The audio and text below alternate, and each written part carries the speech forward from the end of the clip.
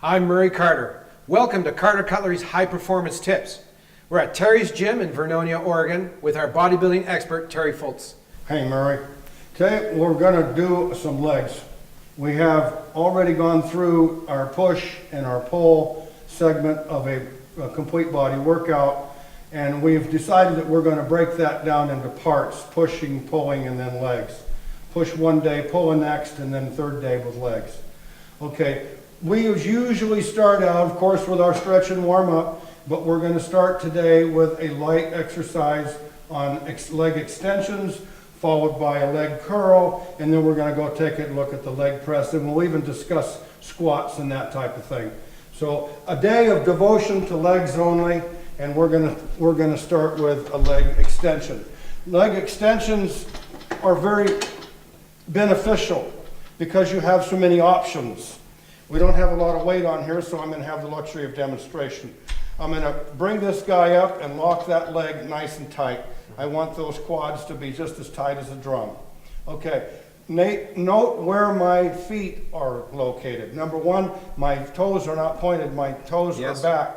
If you point your toes, it takes a lot out of the quad. You bring those toes back and you can just feel the muscles light up. Now if I turn those toes in a little bit, kind of pigeon-toed like, I'm working more of the outside of the leg. If I turn those toes out, I'm working more of the inside of the leg.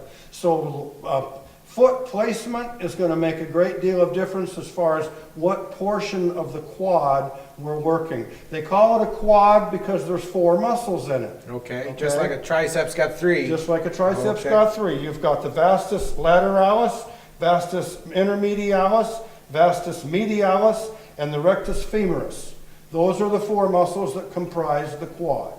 Okay, at the top of that motion, I want to tighten that up just as tight as I possibly can. Now, and then I let it down fairly slowly with concentrated effort. I want to work the positive and the negative. Okay, so there's benefit going down as well. Yes, the leg muscles are big muscles. They're a lot bigger. This basically, like we talked about earlier, taking the arm off and turning it around and it's a leg. Okay, basically that is the same thing. This is representative of the power of the tricep. This is a quadricep. The leg is a bigger limb. It needs 4 muscles. The tricep, smaller limb, 3 are sufficient. Underside of the leg is obviously the same as the bicep, and that's why it's called leg biceps. So with the quad, I want to stimulate all 4 muscle groups. Like we did with the push down and we turned out for the tricep, I need to move my feet around in order to bring in all of these muscles into play. So if we do repetitions on this, we're going to do 12, 16, maybe 20. I want to reposition the leg and the toe. So if I do 4 to 5 in this position, 4 to 5 in this position, 4 to 5 in this position. Okay. That's gonna work around the leg and through and into the leg and make the whole muscle burn. Okay. You got that? Yes. Okay, let's try.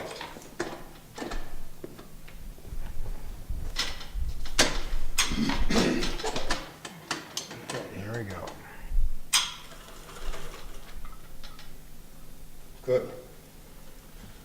Do a couple like that, then I want you to change your foot position. Are my toes back far enough? Your toes are back just right.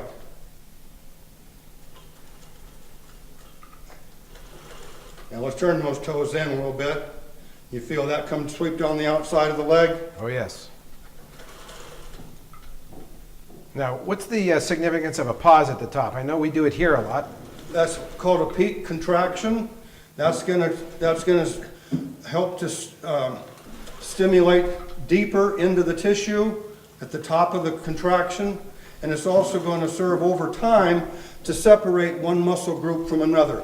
Remember, there's 4 quads, so we want to be able to see all 4 of them. We'll never be able to see the rectus femoris. It lays down underneath them all, but we will be able to see the others. That's called muscle separation. Yeah, I'm not moving a lot of weight, but my legs are already burning. Oh, they're burning, absolutely. You never have to use a great deal of weight But what you do need to do is use that weight to its full efficiency. And that means to get into the burn, you don't have to work super heavy. Oh, yeah. But you have to work super intelligently, mind to muscle connection. That's what's going to make the difference between success and failure. And that, I felt like if I wasn't holding that peak at the top, I probably could have done twice as many reps. You probably could have, yeah, but you wouldn't have benefited nearly as much from that because you're not recruiting. They're still burning. They're going to burn. The deeper you burn into the bone, is what we call burning into the bone. The deeper into the bone you get, the more muscle fiber comes into play. When bodybuilding, we want to go into fiber recruiting. Okay, underlying tissues that aren't developed yet need to be recruited from those up above that are doing the work. So figure it to be like an army. You've got a whole bunch of guys in reserve down here, but they are not developed. They're underlying tissue. Genetically, we are all predisposed to have so much of that. Okay, so up above, these muscles are working. They're on the front line, so to speak. They have signalers out there as well. These signalers out there radio back to the stations that like shell the artillery. Yes. Okay, they can call for support, and when they call for support, that's recruiting more troops or heavy armament. Okay. So, in other words, what's happening up there while you were doing your leg extensions and you got into that burn? What's happening up there is muscle panic, and the soldiers are running out of ammunition, they're running out of food, they're running out of energy. Everything is beginning to fail. That's why the burn started to happen, and it happened pretty quickly. Once that burn takes a hold, then as soon as the fire gets started, so to speak, recruition takes place. The muscle fibers start to recruit underlying cells that aren't developed yet. This is what we call growth. Okay. This is how growth occurs. And that's a Cutlery high performance tip.